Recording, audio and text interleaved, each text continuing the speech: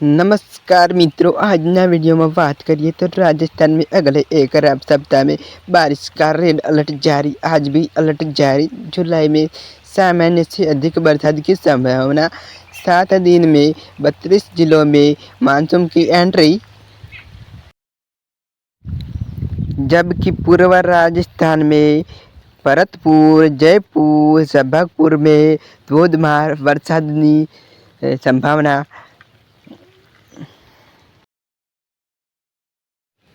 गुजरात में धोधमार वरसाद चालू। अहमदाबाद, गांधीनगर, राजकोट, बनासकांठा में धोधमार वरसाद। राजस्थान, पंजाब, मुंबई, कोलकाता और गुजरात में आज रेड अलर्ट जारी कर दिया है। कृपया करके सावधान रहे, सतर्क रहे।